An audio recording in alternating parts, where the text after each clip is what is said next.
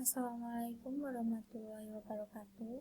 Kami dari kelompok 5 yang beranggotakan Anissatus Sofiah NPM 0066, Anindita Lintang NPM 0074, Erika Martasari NPM 0079, Eliza Febriani NPM 0094, dan Novia Diramasari NPM 105 ingin mempresentasikan materi agen, konstituen, dan halayak. Slide pertama akan disampaikan oleh Mbak Anissatus. Bahasan yang pertama yaitu jumlah pihak dalam negosiasi. Ada beberapa pihak yang terlibat dalam negosiasi. Yang pertama yaitu negosiasi antara dua orang, merupakan bentuk negosiasi yang paling sederhana. Terjadi ketika dua orang negosiator merundingkan kepentingan dan kebutuhannya masing-masing. Yang kedua yaitu negosiasi lebih dari dua negosiator, di mana ketika ada lebih dari dua orang negosiator, ada kemungkinan yang kuat adalah beberapa pihak yang akan membentuk aliansi mencari kekuatan dalam jumlah atau kesamaan kepentingannya. Yang ketiga yaitu negosiasi antara tim-tim negosiator. Satu tim adalah dua atau beberapa pihak yang beraliansi untuk mengungkapkan kepentingan dan posisi bersama.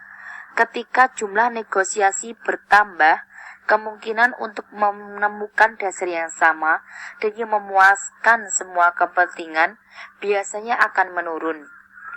Bentuk yang keempat yaitu negosiasi dengan tambahan agen dan konstituen. Negosiator sebagai agen dan konstituen adalah satu atau beberapa pihak yang menunjuk orang lain atau agen untuk menyampaikan posisi dan kepentingannya dalam negosiasi. Yang terakhir yaitu negosiasi dengan tambahan penonton, halayak, dan pihak ketiga. Jika pihak negosiator semakin bertambah, maka negosiasi akan semakin rumit. Selanjutnya akan diteruskan oleh Mbak Anindita Lintang. Selanjutnya, cara agen, konstituen, dan halayak mempengaruhi negosiasi. Yang pertama adalah halayak membuat negosiator berusaha lebih keras dan bertindak lebih kuat. Maksudnya, yaitu bahwa kehadiran halayak meningkatkan aspirasi negosiator dengan cara negosiator akan berusaha lebih keras ketika mengetahui bahwa mereka sedang diamati. Yang kedua, negosiator mencari reaksi positif dari halayak. Maksudnya adalah kehadiran halayak juga mendorong negosiator untuk mencari evaluasi positif dari halayak dan untuk menghindari evaluasi negatif. Jadi, halayak meningkatkan aspirasi karena negosiator berusaha untuk mengesankan mereka demi mendapatkan evaluasi yang positif. Yang ketiga, tekanan dari halayak dapat mendorong negosiator untuk melakukan perilaku irasional. Arti dari perilaku irasional sendiri adalah sesuatu yang tidak berdasarkan akal atau pikiran yang sehat. Kehadiran halayak yang menonjol itu ada seseorang yang dihargai atas pendapat dan komentar dukungannya, kemudian memberikan pengaruh yang lebih signifikan bagi negosiator. Yang terakhir, halayak membuat negosiator bertanggung jawab.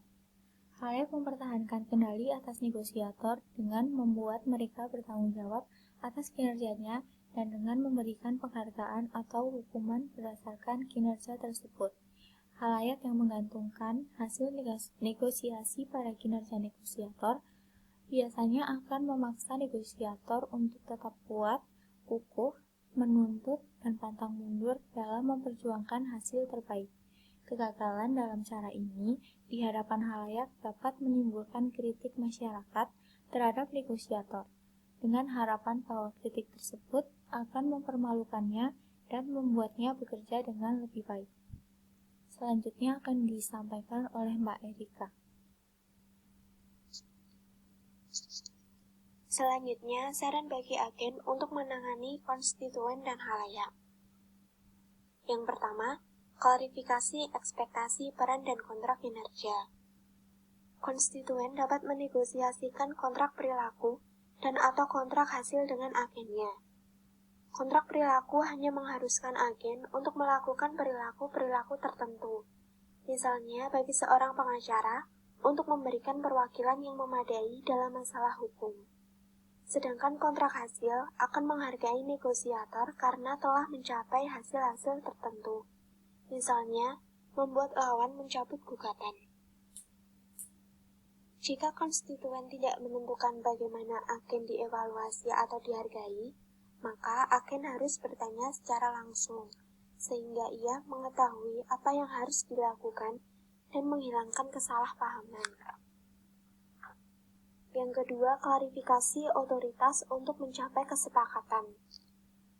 Selain mengklarifikasi ekspektasi peran dan kinerja, agen juga harus mengklarifikasi seberapa besar otoritas yang mereka miliki untuk menerima tawaran negosiator lain tanpa harus bertanya kepada konstituen. Negosiator juga harus memahami hal ini sebelumnya, sehingga tidak melanggar ekspektasi konstituennya dan juga tidak mengikat konstituennya pada kesepakatan yang nantinya dianggap tidak menguntungkan. Yang ketiga, tangani visibilitas dan komunikasi konstituen. Agen dapat mengatur visibilitas perilaku dan proses komunikasi mereka dengan konstituen, halayak, dan pihak lain dengan menggunakan taktik yang akan meningkatkan komitmen mereka pada posisi negosiasinya. Ada beberapa taktik yang dapat meningkatkan komitmen pada posisi negosiasi.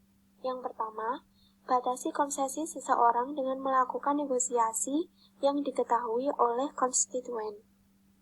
Yang kedua, gunakan konstituen untuk menunjukkan semangat juang. Cara yang kedua ini dapat digunakan dengan membuat konstituen terlihat jelas dan biarkan mereka menunjukkan bahwa mereka lebih ekstrim, radikal, berkomitmen, dan infleksibel dari si agen. Yang ketiga, gunakan konstituen untuk membatasi otoritas seseorang. Taktik ini biasanya dapat digunakan baik untuk menggertak atau karena memang adanya batasan otoritas. Yang keempat, gunakan kewaspadaan yang besar dalam melebihi otoritas seseorang. Yang kelima, perbesar kemungkinan mendapatkan konsesi dengan negosiator lain dengan cara mengurangi visibilitas terhadap konstituen. Kemudian, yang terakhir, agen dapat menciptakan reputasi yang kuat karena telah bekerja sama, baik dengan pihak yang mereka wakilkan dan dengan agen lain. Selanjutnya akan disampaikan oleh Mbak Eliza.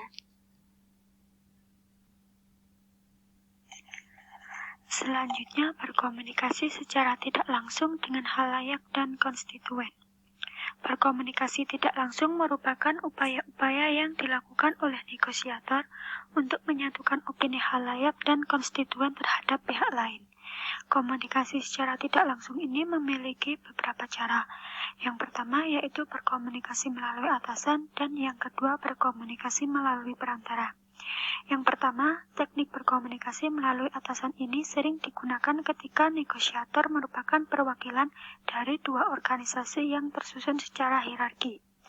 Misalkan perusahaan dan perserikatan atau dua perusahaan yang terlibat dalam perjanjian bisnis. Dan ketika satu atau kedua negosiator merasa tidak puas dengan kemajuan negosiasi atau perilaku pihak lain. Proses komunikasi secara tidak langsung ini memiliki beberapa syarat. Yang pertama yaitu keberhasilan taktik tersebut bergantung pada struktur sosial di mana negosiator mewakili perusahaan atau kelompok yang memiliki bentuk hierarki kekuasaan resmi.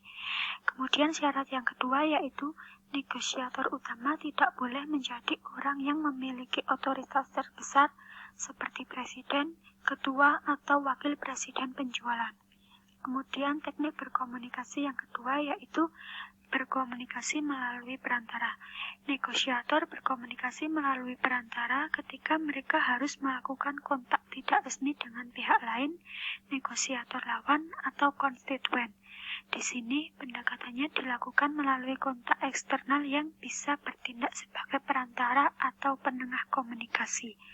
Mereka yang dipilih biasanya berdasarkan alasan yang sah, seperti pengalaman kerja yang sama di masa lalu, pertemanan atau hubungan pribadi, atau reputasi pribadi atas kredibilitas, kepercayaan, tidak memihak, dan integritas.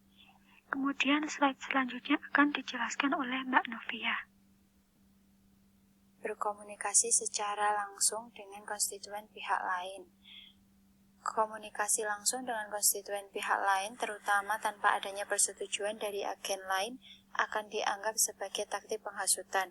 Negosiator yang dijatuhkan oleh lawannya dengan cara ini akan lebih defensif dan keras. Akan tetapi dampak langsung bagi konstituen negosiator tidak terlalu jelas.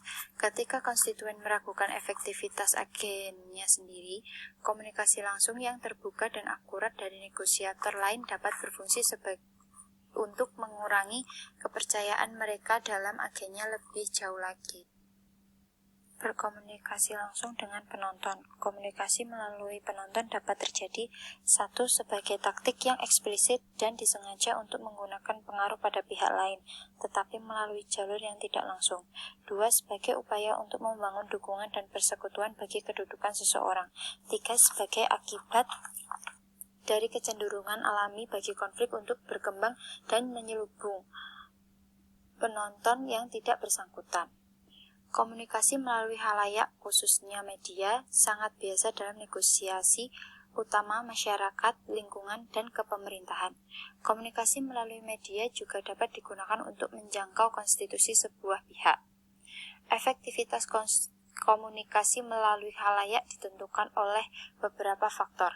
Yang pertama, ada keberhasilan taktik ini bergantung pada tingkatan di mana hasil dari halayak bergantung langsung pada efektivitas negosiator dan seberapa keras nanti konsekuensinya. Yang faktor kedua adalah tingkat di mana halayak tergabung sebagai satuan yang koheren. Telah dinyatakan bahwa halayak tidak dapat mengalami pengaruh tanpa adanya bentuk bantuan komunikasi. Harus kita catat bahwa kebalikannya juga benar. Halayak yang tertata dengan baik dapat mengalami dampak yang signifikan dari hasil negosiasi, meskipun ukuran keseluruhan mereka tidaklah besar. Sekian presentasi dari kelompok kami. Mohon maaf apabila ada kesalahan. Wassalamualaikum warahmatullahi wabarakatuh.